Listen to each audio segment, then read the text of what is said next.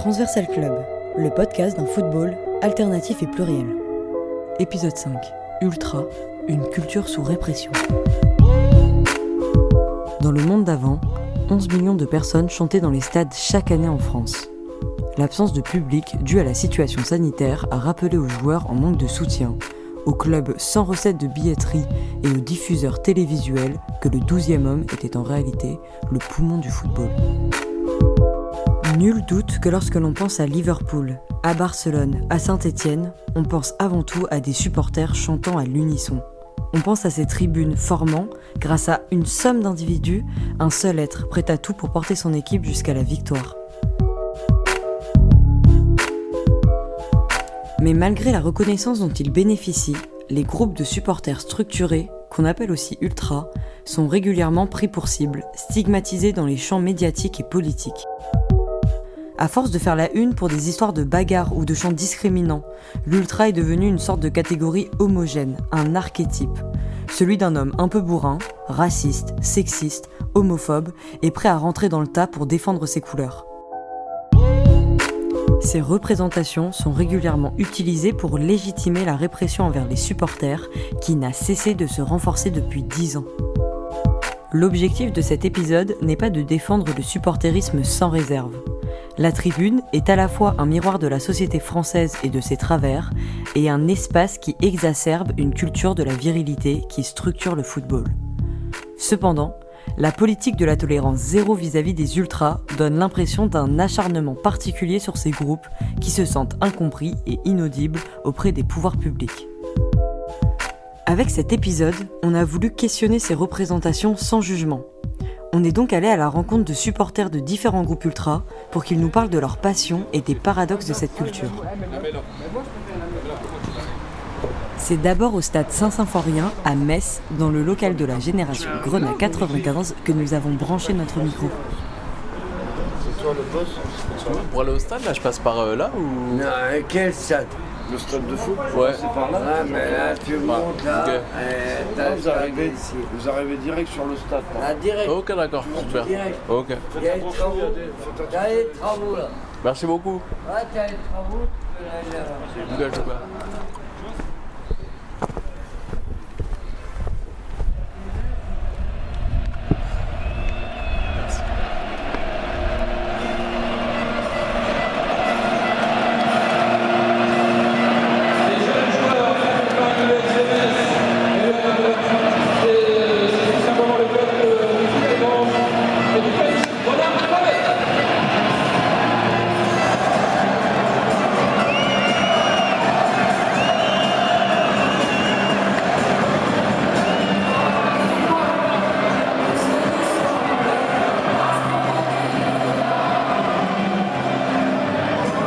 Moi c'est Florent, donc je fais partie du comité de Génération Grenat depuis 2 ans et je suis aussi le capot de Génération Grenat et de la tribune Ouest Basse.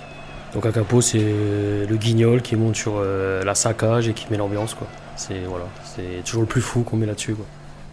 Donc moi c'est Clément, je suis à l'AGG depuis 7 ans maintenant. Et moi mon rôle c'est de reprendre les chants que notre bon Florent lance dans les tribunes et tout, et motiver un petit peu les jeunes dans la tribune. C'est déjà pas mal ça, c'est déjà un sacré rôle. C'est quoi votre souvenir le plus ouf dans les tribunes Alors moi c'est un Metz-Nancy, je crois en 2013, où je crois que c'est la première fois de ma vie où je suis en pleurs en tribune quoi. Et c'est terminé. Victoire de Metz dans ce derby de l'Est. La joie des Messins qui s'imposent 3-0 face à leur rivaux. C'est tellement émouvant Ça faisait 7 années qu'on n'avait pas vécu un derby.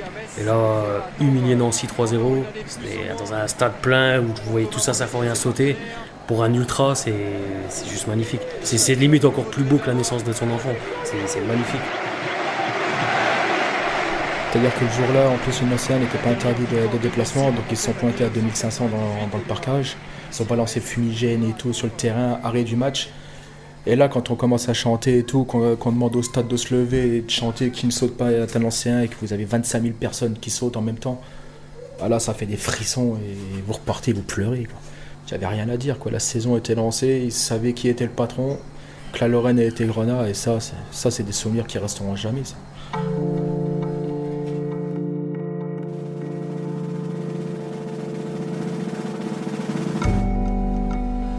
Bon, après, on va dire ce qu'on nous on a entendu. Après, est-ce que c'est exact ou pas? Parce qu'on était vachement jeunes. Je veux dire, ça a commencé à être fondé en 1995.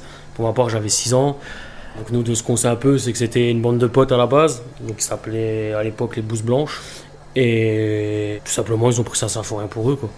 Et voilà, de là, il est né la Génération Grenat. Et Génération Grenat est resté pendant des années et des années le groupe numéro 1 à Metz. Moi, je suis arrivé, comme j'ai dit, en simple membre. Et au final, aujourd'hui, c'est une famille que j'ai récupérée. C'est une deuxième famille, puisqu'on fait des soirées barbecue, on fait des sorties ensemble. Je dirais des rendez-vous de chifo, on rigole. Des avant-matchs, des après-matchs, des grosses soirées, quoi. Je veux dire, il y en a qui supportent un peu moins, parce qu'ils ont mal au foie après, mais c'est des bonnes soirées. On accepte toutes les bonnes volontés, fait que ce soit des jeunes de 15, 16 ans qui sont au bahut, qui ont envie de voir ce que c'est la mouvance ultra, donc on va les prendre, on va les, entre guillemets, les former. Après c'est comme ça, c'est voilà, quoi, c'est une famille, quoi. On arrive au stade, c'est des frères, c'est des potes, quoi. C'est pas des simples supporters de Metz, quoi. C'est une petite entreprise, hein. On va pas se mentir, hein. C'est préparation déjà du bar, c'est déjà faire les courses, parce qu'il y a pas mal de personnes qui viennent boire. Je veux dire, on tourne entre 500 et 600 personnes un soir de match. Donc ça commence déjà par là, il faut ravitailler les frigos, tout ça. Et c'est pas juste je viens voir le match, je viens chanter. C'est gérer un groupe ultra, c'est pas que ça, quoi. C'est beaucoup de choses. Il y a vraiment une très grosse préparation, et c'est là en fait qu'on le voit quand on est simple sympathisant, c'est-à-dire qu'on vient juste 1 heure et demie avant le match, on boit juste un coup, on va dans la tribune, à la fin du match, on se barre tous. Là vraiment, quand on est vraiment dans la GG, dans cette famille-là, c'est du taf quand même, c'est qu'on voit pas quand on est simple sympathisant, mais quand on est vraiment dedans, on fait c'est faire des permes pour amener les jeunes, pour s'il faut refaire un drapeau, s'il faut refaire des étendards pour le prochain match, parce que y a des petites revendications, ça se passe mal en tribune, c'est des anniversaires, des naissances. Dans le groupe, c'est faire des petits étendards et on fait travailler les jeunes, mais c'est vrai qu'ils ne voient pas le côté où il faut se taper toute une après-midi, faire les courses, revenir ici, décharger, repartir. C'est vrai qu'à la longue, c'est des fois usant, mais bon, on est content de le faire, quoi. C'est loin, attends, décalez là peut-être un peu. Encore, ouais. On a accroché là au bout là. Non. C'est bon là. Ouais. Putain, c'est les gens qui font les prises de son qui bâchent, wesh. Vous avez pas honte? On s'investit. Putain. Ouais, vous allez dire ta troupe, frère. Pour raconter un peu l'histoire du mouvement ultra, il faut être conscient que Nicolas Orcade, sociologue. Cette forme de supporterisme est une forme de supporterisme parmi d'autres. Et le style ultra a émergé dans les années 60 en Italie. À un moment où les associations de supporters traditionnelles commençaient à être bien structurées, où certains jeunes supporters ont voulu s'écarter un peu de ces associations traditionnelles, se rassembler dans un endroit du stade pour mettre plus d'ambiance. Et ils ont construit des groupes assez fortement structurés, avec un nom, des emblèmes, des banderoles, des drapeaux, et ils ont développé un style de supporterisme qui est à la fois extrêmement organisé et spectaculaire, et aussi radical.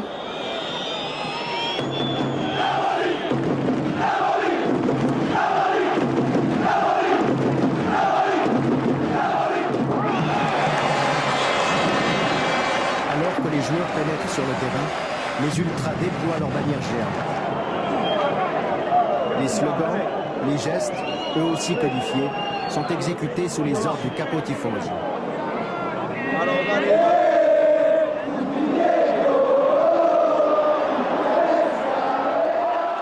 Cette prédominance de ces footballs qui était extrêmement visible à la télévision et puis qui allait loin en Coupe d'Europe, ça a favorisé la diffusion de ces modèles de supporterisme. En l'occurrence, le modèle italien a commencé au milieu des années 80, à Marseille, Paris, Nice, Toulouse, plutôt dans le sud de la France, en dehors de Paris.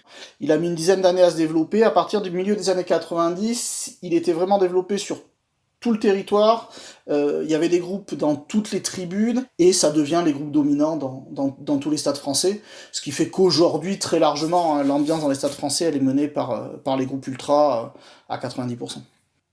La France est vraiment le premier grand pays où le mouvement ultra se développe, et l'une des spécificités, c'est que c'est un mouvement qui est moins violent qu'en Italie et moins politisé qu'en Italie ou en Espagne.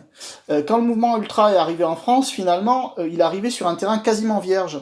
C'est-à-dire qu'il y avait des associations de supporters, mais elles s'investissaient peu dans l'activité de soutien au stade. Donc les ultras ont apporté ce soutien au stade, et très vite, ils se sont constitués comme les meilleurs supporters, finalement le 12e homme de l'équipe.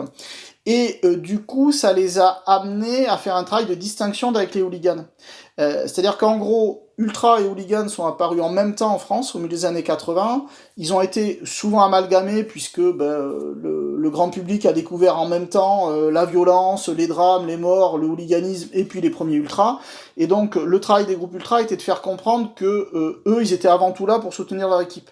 Et donc, l'une des stratégies qu'ils ont eues, c'est de quand même limiter la place de la violence. L'arbitre, on jette l'arbitre, on jette l'arbitre. À mort l'arbitre, par Jean-Pierre Mocky, 1984. D'avoir perdu, c'est un sale coup pour le club. Tu m'étonnes. Pourri l'arbitre. On va te faire payer, pauvre con va. On va lui faire payer son péno à ce fumier.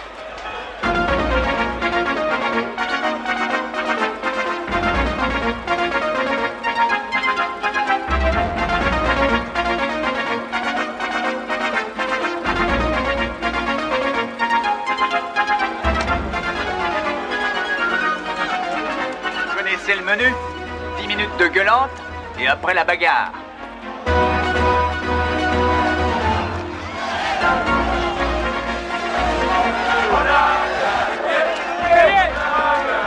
Ah bah alors merde, ils foutent de l'autre gueule par-dessus le marché. Oh. Quand on n'est pas foutu de marquer un but, on s'écrase. Et combien qui vous a coûté le péno, hein, fumier? L'histoire du mouvement ultra n'est donc pas tant une histoire de la violence que de la radicalité. Les affrontements sont un paramètre, mais ils ne sont pas au cœur de la pratique des supporters.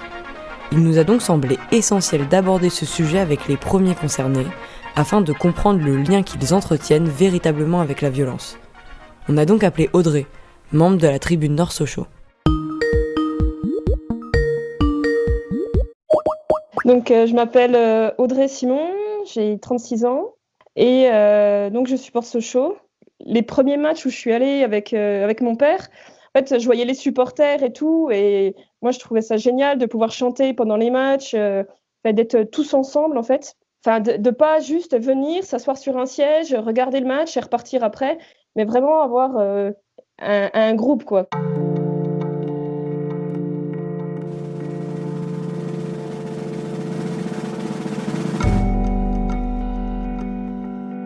On cautionne pas la violence, mais on va dire que ça nous dérange pas. Des fois, c'est marrant, quoi. C'était un peu, par moment, le jeu du chat et à la souris. Donc, c'était rigolo parce qu'on essayait de savoir où étaient les supporters adverses. Voilà. Après, ça se tapait dessus. On allait récupérer les blessés au poste de police, à l'hôpital et puis partout. Et puis, on les ramenait chez eux, quoi. Mais quand je vois ce qui est dit dans les médias, en fait, c'est toujours de la surenchère, c'est toujours de faire passer les supporters pour des débiles mentaux, pour des gens qui sont alcooliques, qui ne savent pas se contrôler, qui se battent sans arrêt. Alors qu'en fait, quand il y a des bagarres et tout, c'est un peu codifié, en fait. Donc, il y a des normes, par exemple, on ne frappe pas quelqu'un qui est à terre, si on est bien élevé. On ne s'en prend pas aux femmes, on ne s'en prend pas aux personnes âgées qui sont à côté. Enfin, voilà, on s'en prend qu'à ceux qui veulent se battre, en gros. C'est un peu les règles, on va dire, tacites que tout le monde essaie de respecter. Pour ce qui est des bagarres entre groupes, en fait, il y a plusieurs raisons. Il y a soit ce qui est lié à l'histoire, donc en gros, s'il y a eu ça a frité un jour avec un groupe, après, les gens sont rancuniers, donc ça va toujours friter sans arrêt. Il peut y avoir des histoires de suprématie régionale, où on veut prouver qu'on est meilleur et plus fort que le voisin. Puis voilà.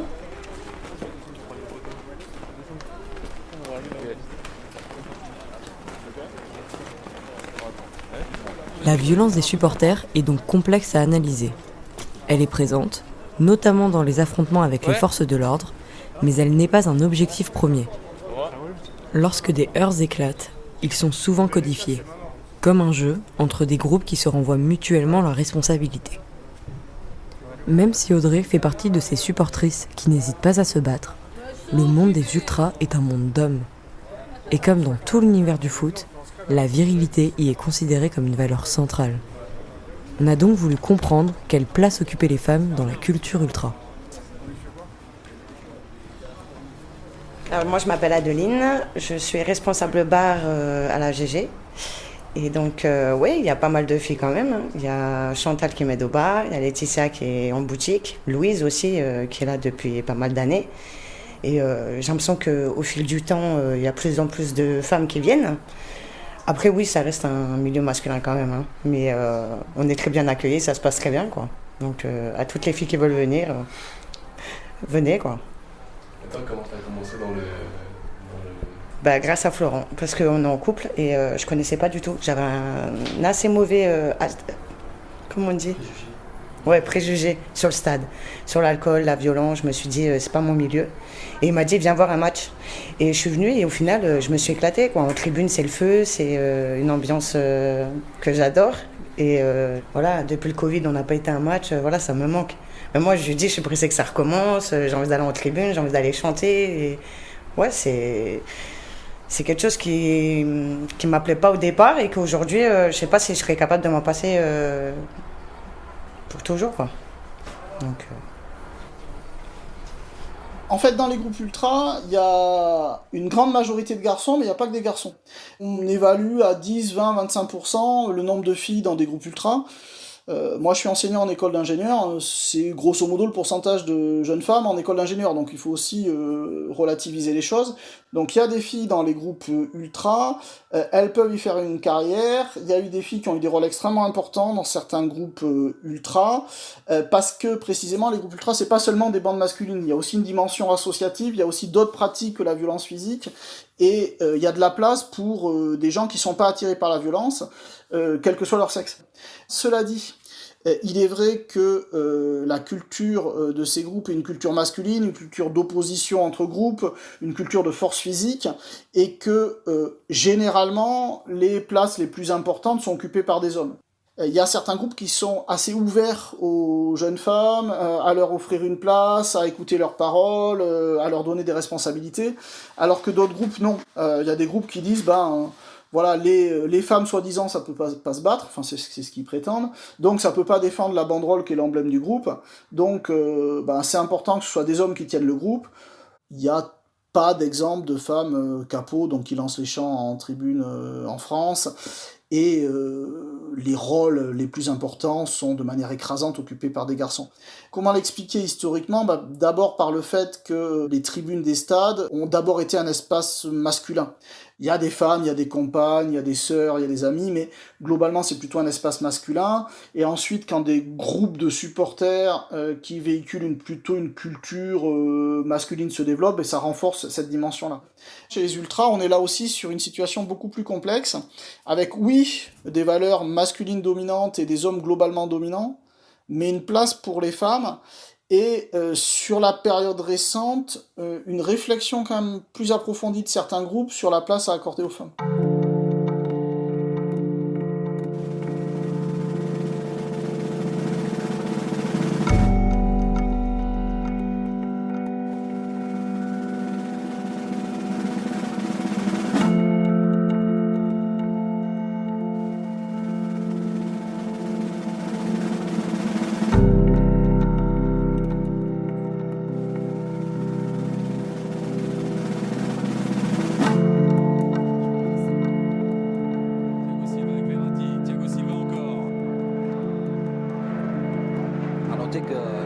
Ils ont permuté Nguet et Boulaya.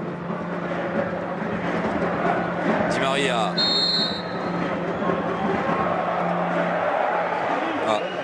Interruption du match. Suite à des banderoles dans une tribune, et c'est le délégué de la Ligue qui est allé indiquer au 4e arbitre qu'il y avait ces banderoles. Ouais, mais... Frank Schneider n'avait pas vu, et c'est... quasiment une décision de la Ligue, là. Ouais, c'est en reprenant les paroles d'un succès d'une jeune chanteuse belge. PSG, LFP, laisse-moi te chanter, d'aller te faire en... Je passerai pas à la télé parce que mes mots ne sont pas très gais. Vous savez, en Belgique, c'est un terme qu'on utilise pour dire joyeux, gai, très volontiers, plus volontiers. Alors encore une fois, comme ce qui s'est passé à Nice, c'est sur le ton de l'humour, mais de la provocation aussi. Et il faut vraiment se poser la question, s'il n'y avait pas eu les menaces d'interdiction comme ça, d'interruption de match, est-ce que ces banderoles-là seraient sorties ? Eh bien, probablement que non. Ouais, ils en jouent, les supporters. Ils en jouent, évidemment. Ils s'amusent avec ça. Désormais, ça les incite. c'est un jeu pour eux. Oui. Je sais pas si tu as suivi un peu notre actu, on a sorti une banderole sous les paroles d'Angèle. Ils arrêtent le match, on dit quoi de méchant? Et je veux dire, nous, je peux te dire qu'au sein de notre groupe, on a des homos. Mais on s'en bat les couilles. C'est des chants comme ça existe depuis des années. Et là, on a voulu leur montrer tout simplement qu'ils sont débiles. Parce qu'avec des paroles d'une chanteuse qui fait le... Tu Angèle, t'allumes la radio, à l'époque, tu l'entends une fois tous les 10 minutes. Hein. Et aujourd'hui, on est fiers de ça. Parce que depuis qu'on a sorti cette banderole, ça a été fini d'arrêter les matchs dans toute la France. Ça a été fini. C'est des chants, ça fait 30 ans qu'ils sont chantés dans les stades et c'est maintenant c'est entre guillemets, ça fait 2 ans qu'ils nous cassent les couilles pour ça, quoi. C'est foutez-nous la paix, il y a des sujets beaucoup plus importants en ce moment et laissez-nous dans les stades, quoi. Laissez-nous chanter en paix. Ouais. On a pas mal parlé d'homophobie des supporters, particulièrement des ultras, notamment lors de l'année 2019. Et l'une des difficultés de cette polémique, c'est qu'il y a eu pas mal de confusion sur ce qu'on appelait homophobie. En fait, dans certains stades de football, s'exprime une hostilité envers les homosexuels de manière très claire et affirmée. Pas spécialement en France, mais il existe en Pologne, en ex-Yougoslavie, des groupes de supporters qui font des banderoles ouvertement hostiles aux homosexuels, contre le mariage homosexuel. Il y a un certain nombre de groupes ultra ou hooligans en Europe qui se sont mobilisés en leur nom propre pour faire des contre-manifestations contre les revendications homosexuelles lors de Gay Pride, etc. Donc tous ces mouvements-là ouvertement hostiles aux homosexuels, heureusement en France, on n'en a quasiment pas. En France, ce qu'on a, c'est 2 choses, c'est des chants insultants, d'une part, et une culture virile d'autre part. Sur les chants insultants, c'est extrêmement complexe à étudier parce que de fait, les supporters utilisent tout ce qui peut être utilisé pour insulter leurs adversaires. Et donc ils reprennent toutes les insultes existant dans la société, notamment les insultes à caractère sexuel. Mais toutes ne sont pas de même nature. Y a certaines insultes à caractère sexuel qui sont clairement homophobes. Traiter quelqu'un de pédé, c'est clairement homophobe, ça fait pas véritablement débat. Mais il y a d'autres insultes qui sont beaucoup plus rentrées dans le langage courant et qui renvoient, pour les gens qui les prononcent, pas forcément une intention homophobe. Et dans une période où la sensibilité par rapport à certaines insultes a considérablement augmenté et où on ne tolère plus certaines choses, effectivement, on a pu considérer que certains chants dans les stades étaient inadaptés. Mais ça a été fait de manière assez brutale et finalement, on a eu l'impression que les stades étaient un peu des boucs émissaires. C'est-à-dire qu'il y aurait toute une réflexion à mener sur quelles sont les insultes acceptables, quelles sont les insultes homophobes, quelles sont les insultes intolérables. Mais on a vu qu'il y avait du 2 poids 2 mesures et les ultras ont pas mal joué dessus. Et notamment, ils sont beaucoup servis d'une chanson d'Angèle.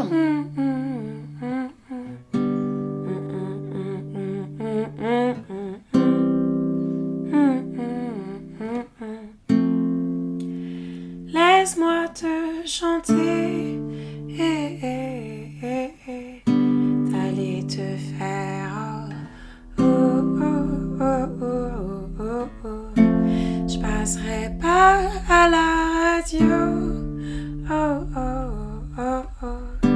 parce que mes mots ne sont pas très beaux.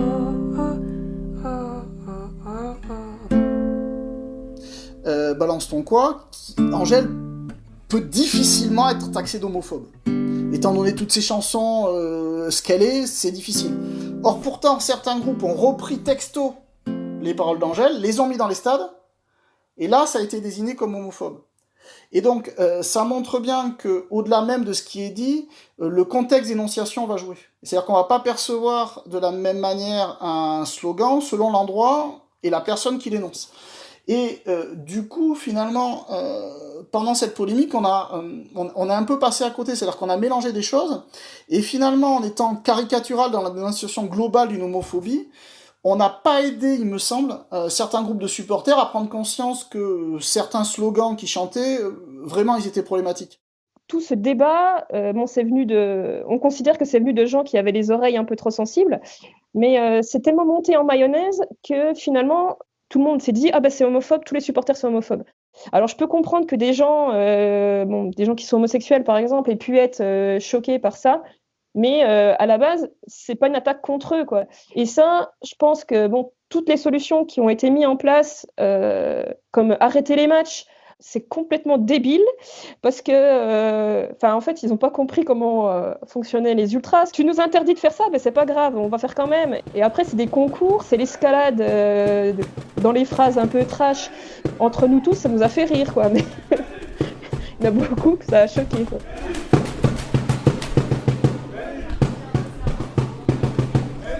Je sais pas si c'est vrai, mais on m'a dit les joueurs à Duny maintenant cette année ils ont des primes de match. Ah ouais? Je veux dire là si on les bat c'est encore mieux tu vois parce qu'eux ils ont la moitié de l'oseille. Après ils ont des terres.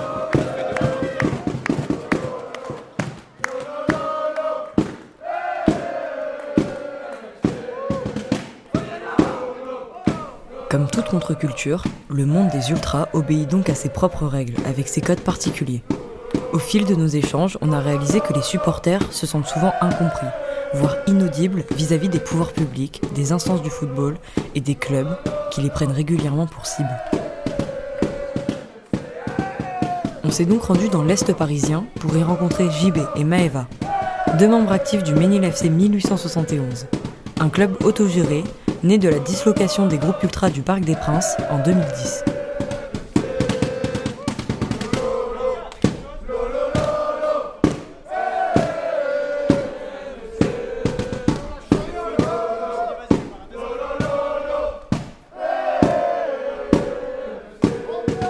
Sur les origines du club, ça part d'une situation où en fait en 2014, c'était 4 ans après le plan qu'on appelle le plan Le Pou, qui est un plan de sécurité qui a eu lieu au Parc des Princes suite à un conflit entre supporters de la tribune Boulogne et du virage d'Auteuil. Il y a eu un plan où en fait toutes les associations de supporters du Paris Saint-Germain ont été dissoutes, où les abonnements étaient suspendus, où les places étaient aléatoirement distribuées dans les virages, et où il y avait des vagues d'interdiction de stades administratives, donc délivrées par un préfet, sans qu'il y ait besoin de preuves particulières. Une répression vraiment inédite en France. Et donc, ça part de ça. Donc, d'un côté, le contexte antifasciste parisien, militant gauche, extrême gauche parisienne, et le côté répression un peu indirectement du PSG qui a fait qu'il y a beaucoup de gens qui ont été dégagés du Parc des Princes qui ont voulu s'investir, mais pas que. Et donc ça partait d'une opposition totale à ce qu'on appelle le football business. Mais Ménilmontant, c'est le quartier antifasciste historique à Paris, notamment autour du bar Le Saint-Sauveur. Et le côté 1871, c'est en lien avec une révolte populaire qui s'appelle la Commune de Paris, qui a eu lieu en 1871, entre 1870 et 1871 à Paris, donc après la guerre avec la Prusse, où en fait le peuple parisien se révolte contre le pouvoir et décrète son autonomie. Donc en fait Paris devient autonome. Donc c'est probablement la dernière révolte ou révolution véritablement populaire en France, même si évidemment c'était pas parfait et que ça fonctionnait pas uniquement de façon horizontale, mais c'est vraiment un symbole fort pour nous, quoi. Quand nous chanterons le temps des cerises et Guéra signale et Merle moqueur seront tous en fête, les belles auront la folie en tête et les amoureux du soleil au cœur. Quand nous des cerises sifflera bien mieux le merle moqueur. Mais il est bien court le temps des cerises où l'on s'en va de cueillir en rêvant des pendants d'oreilles,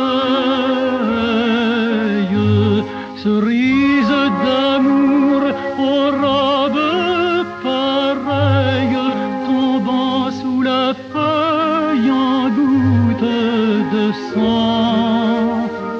Quand vous en serez au temps des cerises, vous aurez aussi des peines d'amour.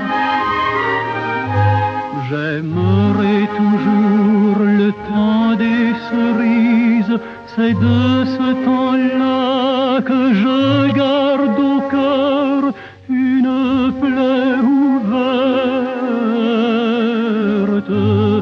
Et dame fortune, en m'étant offerte, ne pourra jamais fermer ma douleur. J'aimerai toujours le temps des cerises et le souvenir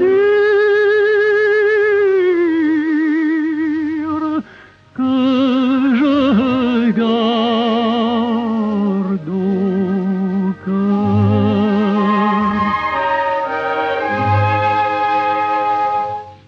En novembre 2019, on a des supporters du club qui ont fait un tifo, un tifo satirique où en fait il y avait une voiture de police avec 2 poulets qui s'enfuyaient de la voiture et ensuite des flammes qui remontaient avec la phrase d'un rappeur Hugo TSR qui disait ici on rêve que les poulets rôtissent. Le problème c'est que le tifo a beaucoup tourné un peu partout sur des pages de supporters qui n'avaient rien à voir, etc.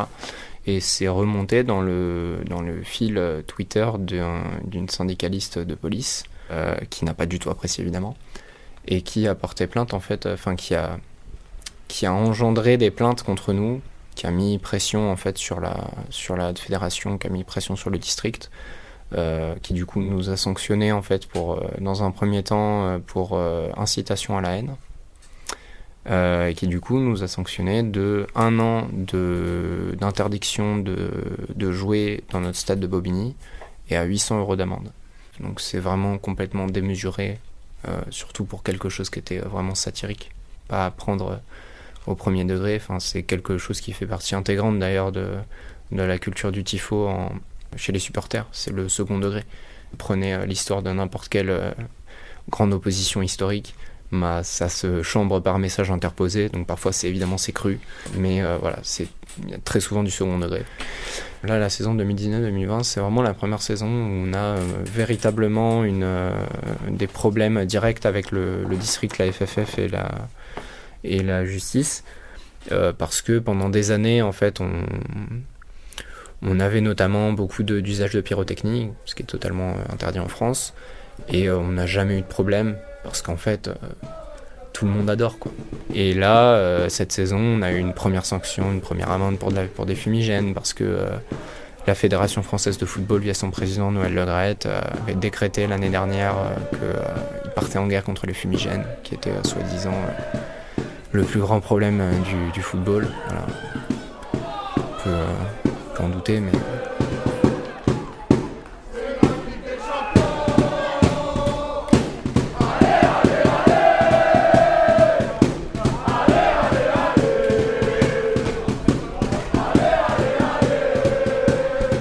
Et en effet, on peut en douter. Les offensives des instances contre le MFC nous révèlent que les motifs de répression contre les groupes de supporters peuvent être multiples et que les affrontements physiques ne sont pas les seuls actes sanctionnés. Si l'on punit un message sur une banderole, un chant entonné, ou mettre la limite, on a demandé des éclaircissements à Nicolas Ourcade.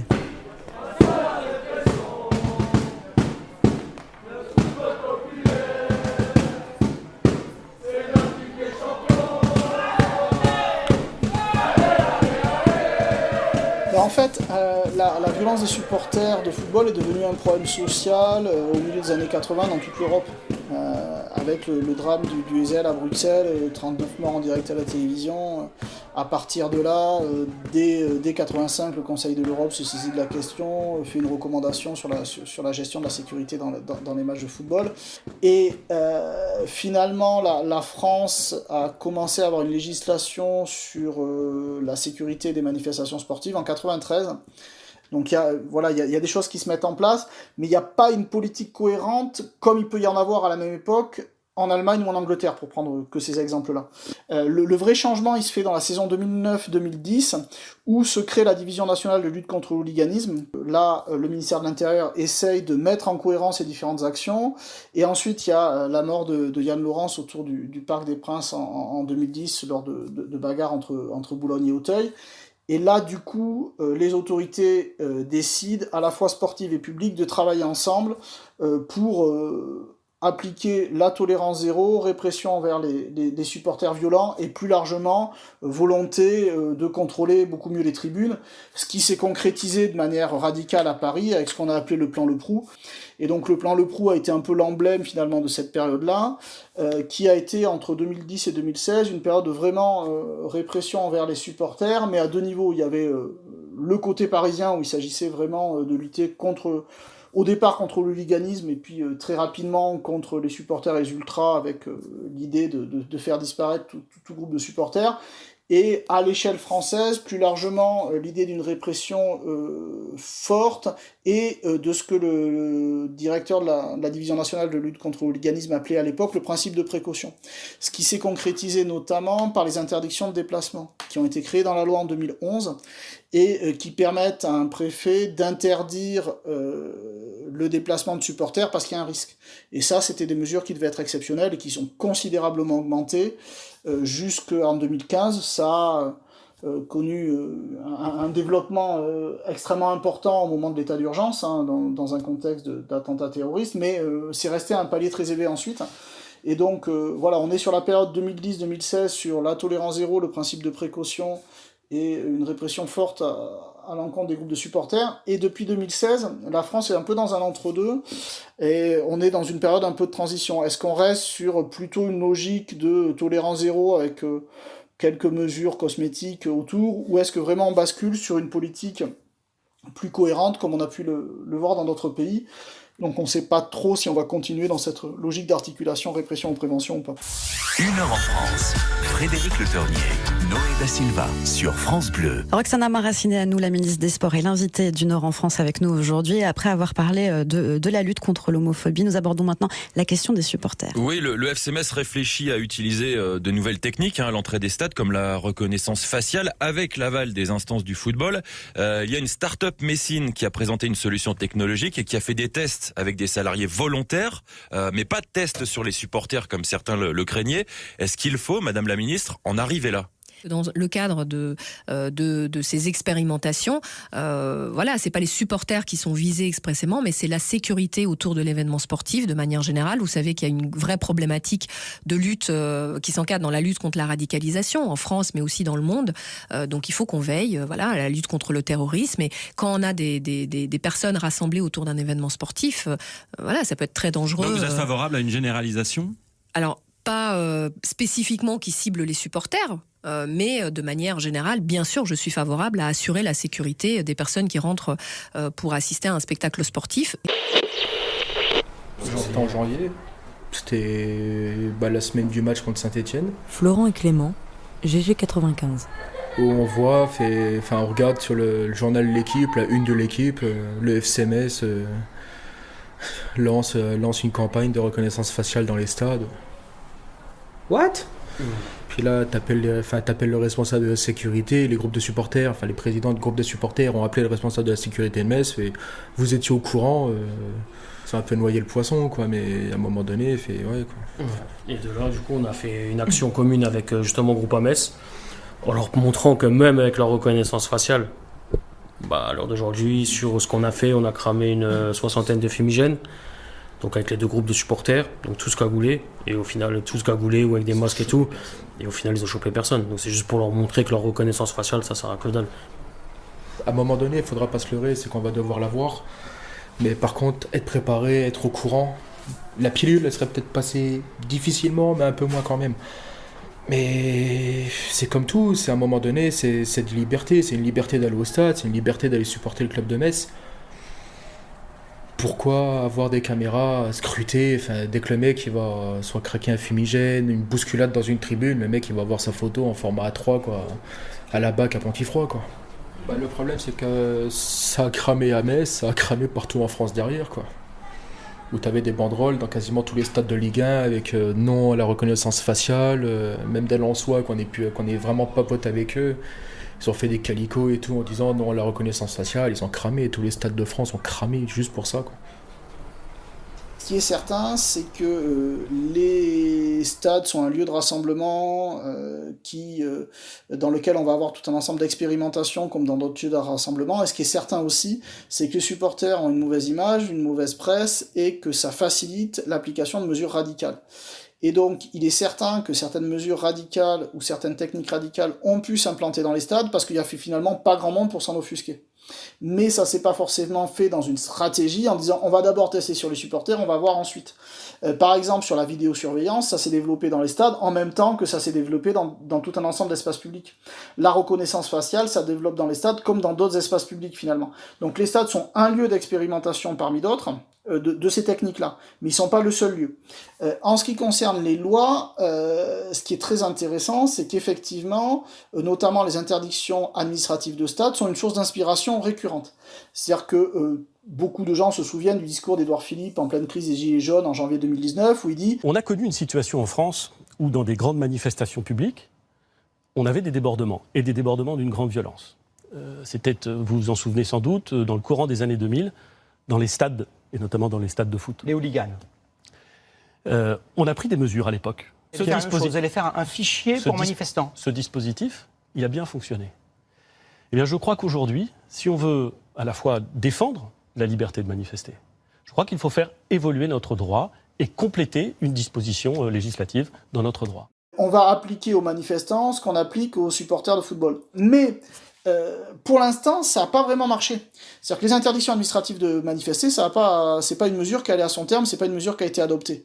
Parce qu'il y a eu une opposition, et cette opposition a aussi permis de commencer à regarder ce qui se passait dans les stades, et de dire, oula, finalement, on n'est pas certain que les interdictions administratives de stade, ça marche si bien que ça, puisque selon le rapport de deux députés, Sacha Houillet et Marie-Georges Buffet, 75% d'entre elles sont cassées par les juridictions administratives.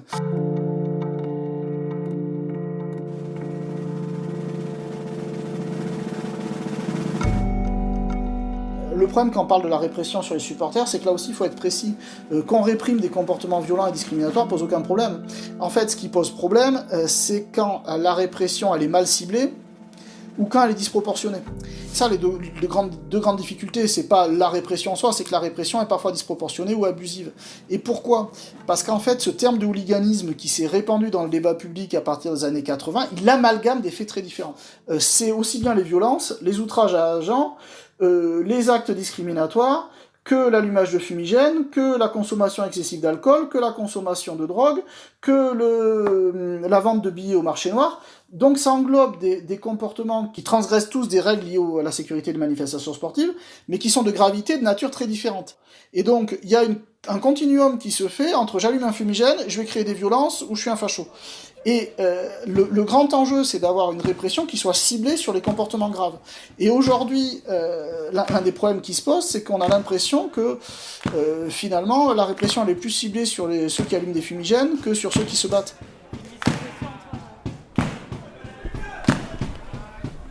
Une répression ciblée sur les comportements graves. En France, la relation entre la puissance publique et les groupes ultras s'est construite dans la douleur. Aujourd'hui, de multiples espaces de dialogue se sont développés et l'idée de traiter les problématiques des stades autrement que par des coups de matraque et des amendes semble faire son chemin. Malheureusement, la route est encore longue.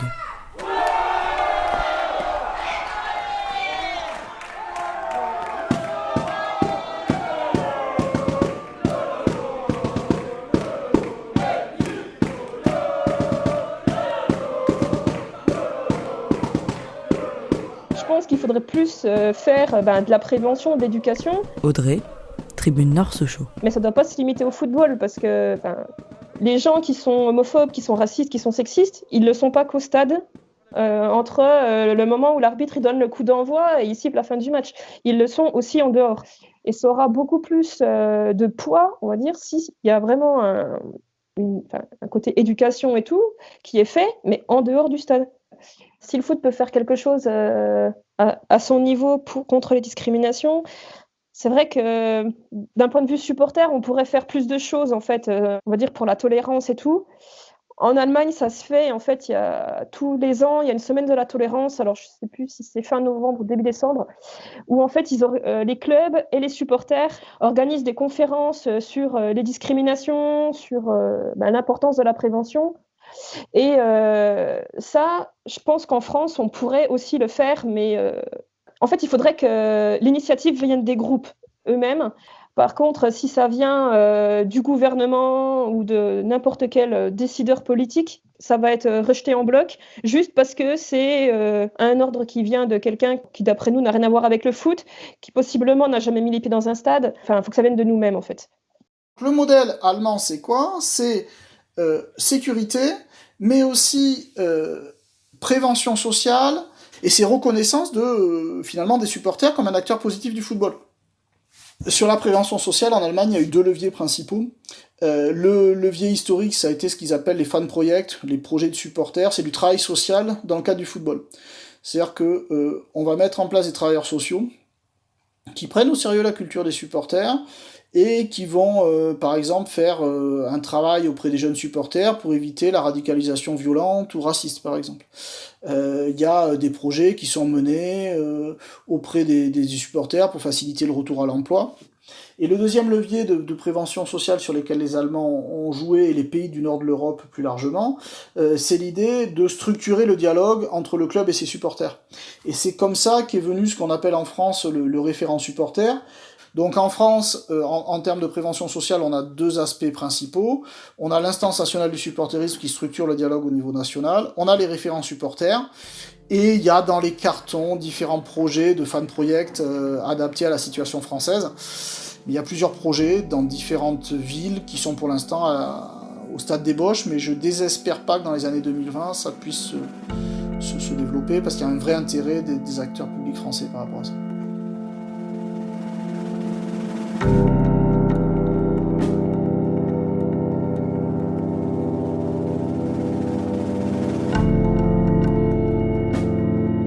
Et si au fond, le problème ne résidait pas dans cette incompréhension entre supporters et pouvoir public ? Au fil de ces rencontres, on a réalisé que c'était peut-être la méconnaissance de l'univers des ultras qui empêchait les gouvernements, les instances du foot et les clubs de les inclure dans les prises de décision. Ainsi, les mesures mises en place par ces autorités sont mal adaptées et ne rencontrent pas l'adhésion des groupes. En réalité, les ultras sont des acteurs essentiels du tissu social dont le rôle dépasse largement le cadre des tribunes.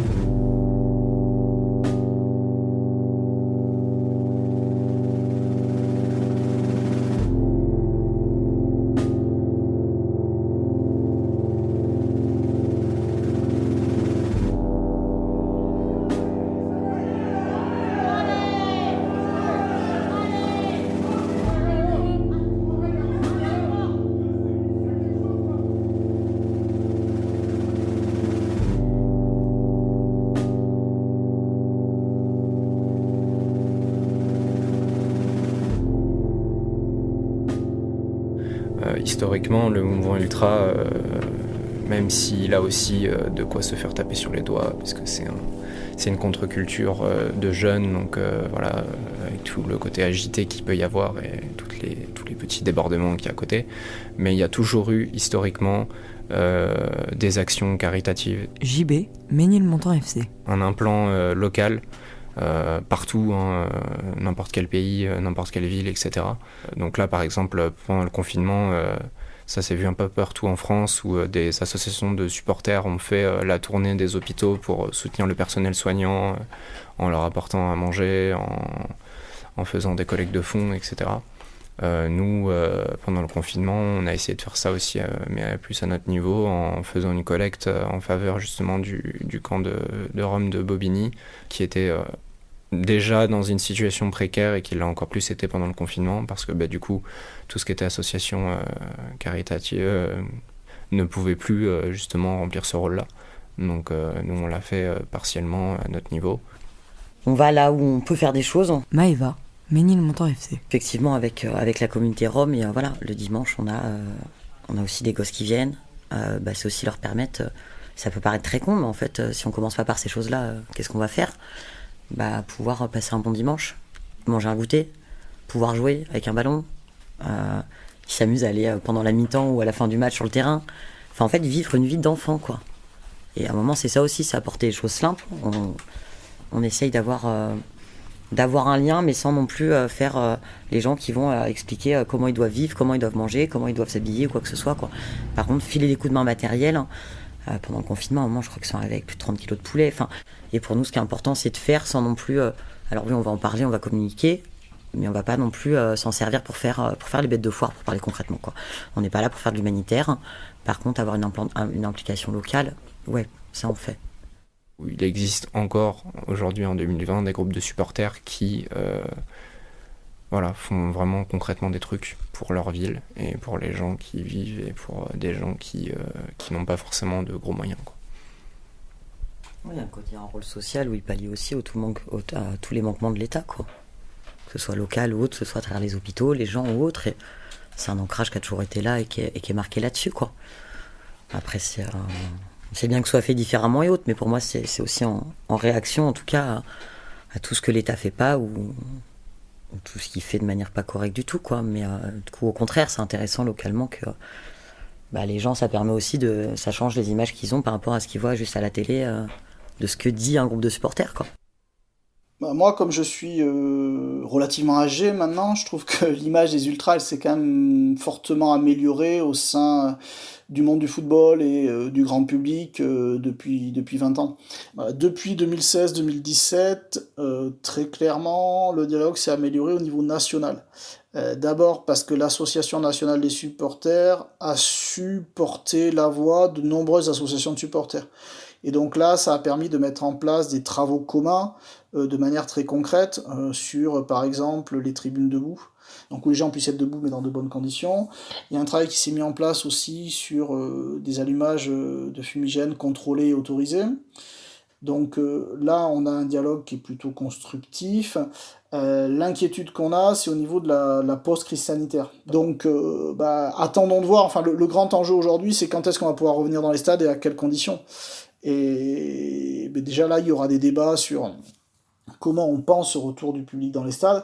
Et ensuite, il faudra voir si on reste dans une logique plutôt constructive qui articule de manière, de mon point de vue, positive répression et prévention, ou si ça aura été juste une parenthèse entre 2016 et 2020. Mais c'est vraiment trop tôt pour vous le dire. Ce virus-là, il nous casse la tête. Ça fait 1 an qu'on peut pas aller au stade. Mais en tout cas, il leur a montré que finalement, on est quand même important. Et que, on a notre rôle à jouer en fait, rien que dans l'ambiance du stade, puisque il y a beaucoup de gens qui vont au stade ou qui achètent les matchs pour l'ambiance et pas seulement pour ce qui se passe sur le terrain.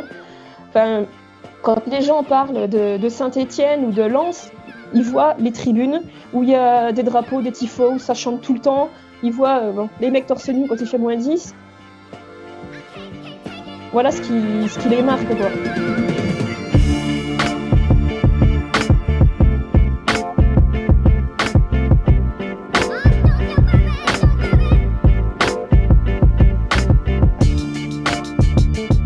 Ultra, une culture sous répression.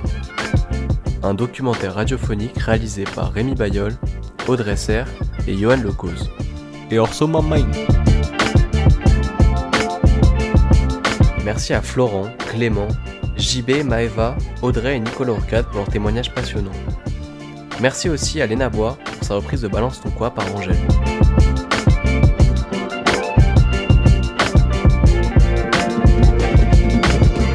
Le générique d'introduction était réalisé par Marius Howell et la musique d'ambiance par Rémi Bayol. Dans cet épisode, Vous avez aussi pu entendre des sons d'archives de la radio-télévision suisse, de France Bleu et de TF1, ainsi qu'une interprétation du Temps des cerises par Jean Lumière. Merci pour votre écoute et à bientôt pour un nouveau documentaire.